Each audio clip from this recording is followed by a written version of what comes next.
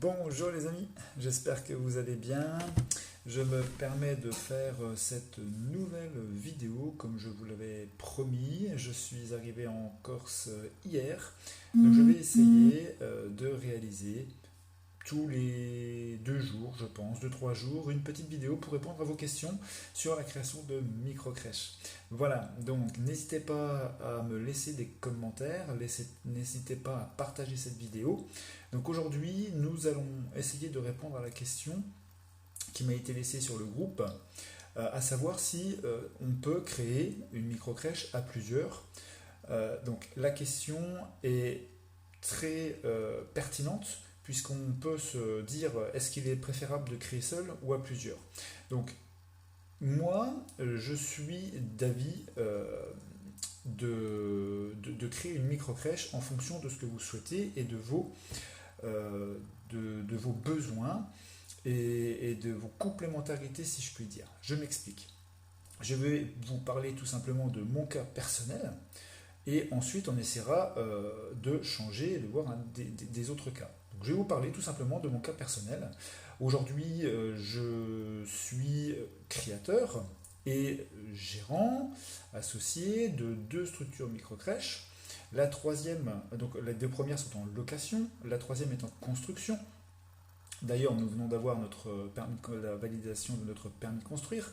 C'est pour vous dire que le chemin est long. Qu'est-ce que j'ai fait comme choix personnel pour aboutir à ce résultat, qui n'est pas terminé bien évidemment, puisque nous cherchons à réaliser, on va dire, un réseau de petites de structures, un petit réseau. Donc nous avons fait le choix de nous associer, donc créer plusieurs structures à deux, puisque de mon côté, je suis spécialiste, expert en création de micro-crèches, donc tout ce qui touche à l'administratif. Et mon associé, Madame Thiriot, qui accompagne également mes porteurs de projets avec moi, eh bien, elle est experte éducatrice de jeunes enfants, avec plus de 30 ans d'expérience dans le milieu de la petite enfance, et donc elle s'occupe de gérer tout ce qui touche à la petite enfance. Donc vous voyez, nos 2 cursus sont véritablement complémentaires. Alors bien évidemment, en plus d'avoir des cursus complémentaires, nous avons pu additionner nos apports personnels pour lancer notre projet de création de micro-crèche. Donc nous avons eu la chance à l'époque de pouvoir lancer 2 structures en même temps, dans un seul et même bâtiment, ce qui n'est plus possible aujourd'hui.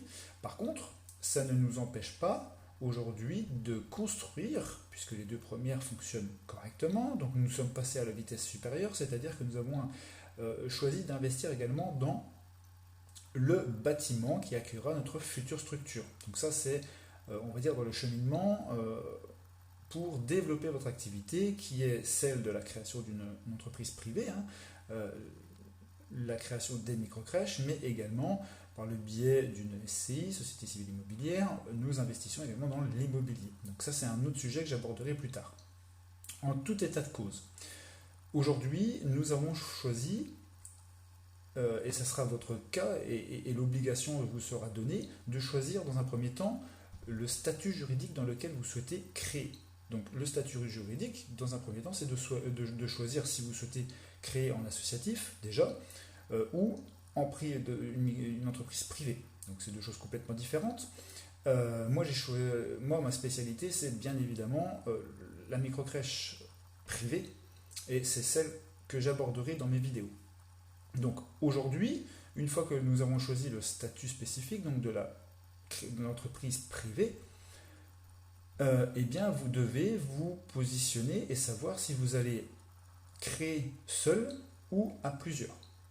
Donc je vais vous donner 2 exemples concrets de choix de statut juridique qui sont approximativement les mêmes, à la seule différence que dans un premier temps vous allez créer votre entreprise individuelle, dans le second temps vous allez créer, tout comme nous l'avons fait avec Doris, une société avec plusieurs associés. D'accord? Donc je prends l'exemple de la SASU, le statut juridique SASU, c'est-à-dire que vous allez créer une entreprise avec un seul gérant, vous serez tout seul à gérer l'entreprise, et nous, la SAS, nous sommes 2 associés. Vous voyez? Donc vous allez me demander également pourquoi il vaut mieux partir avec seul ou à plusieurs. Eh bien, c'est votre situation personnelle qui va également vous faire choisir. Vous vous rendez bien compte que si vous avez toutes les connaissances, que ce soit dans le milieu de la création, gestion d'entreprise et du milieu de la petite enfance, eh bien vous allez pouvoir tout faire tout seul.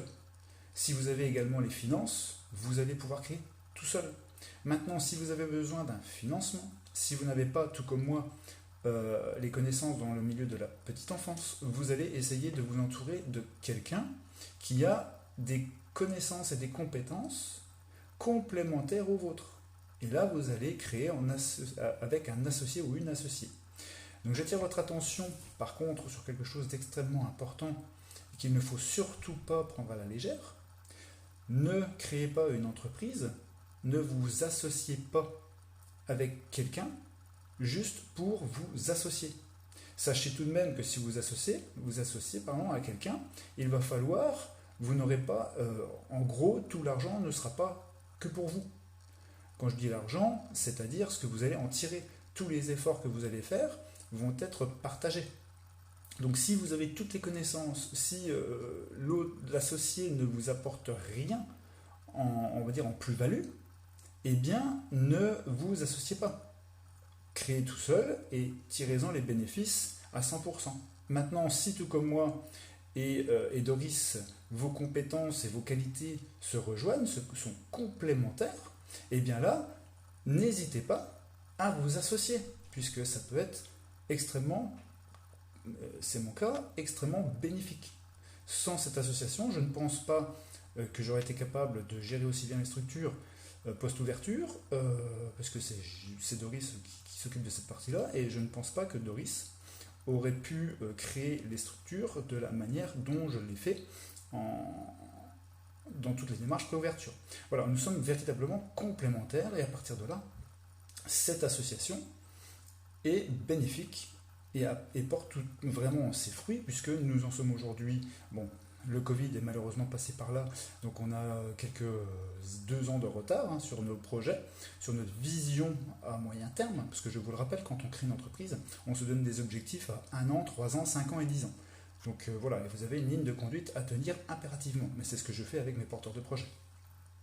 Donc tout ça pour vous dire que si vous choisissez dans un premier temps votre statut juridique, si vous souhaitez créer en associatif ou en entreprise privée, eh bien, le choix vous sera donné. Ça, c'est fait. Donc, vous avez choisi déjà, associatif ou privé. Une fois que vous vous êtes engagé pour mon cas, et ça sera le vôtre certainement, l'entreprise privée, avec un choix de statut juridique d'entreprise privée, eh bien, vous allez choisir si vous souhaitez créer seul, si vous avez tout pour créer vos structures tout seul, ou s'il va falloir trouver un associé.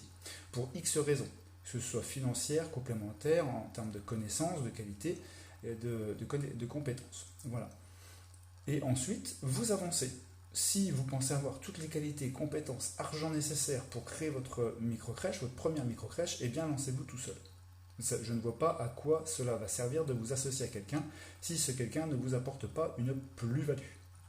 Par contre, si tout comme moi, vous avez des difficultés, par exemple, comme je vous l'ai dit, moi la partie petit enfant, je ne suis pas un expert. Donc je me suis associé à Doris pour avoir cette expertise qu'elle a.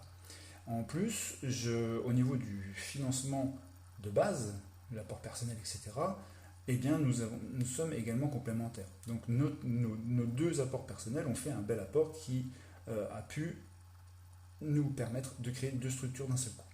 Voilà, donc tout ça pour vous expliquer qu'en fonction de votre situation, de vos connaissances, de vos compétences, de vos qualités, eh bien, il est judicieux ou non de vous associer à une ou plusieurs personnes. D'accord ?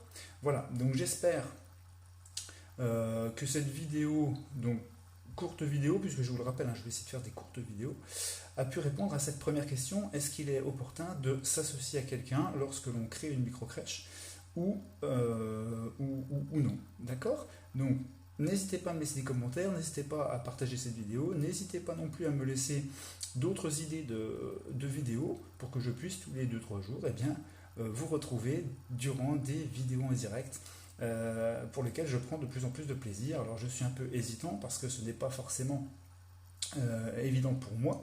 C'est avec plaisir que je vous retrouve dans d'autres vidéos. N'hésitez pas, hein, je vous dis, à partager et à me laisser des commentaires. Je vous dis à très bientôt. Alors, bon courage les amis, à bientôt.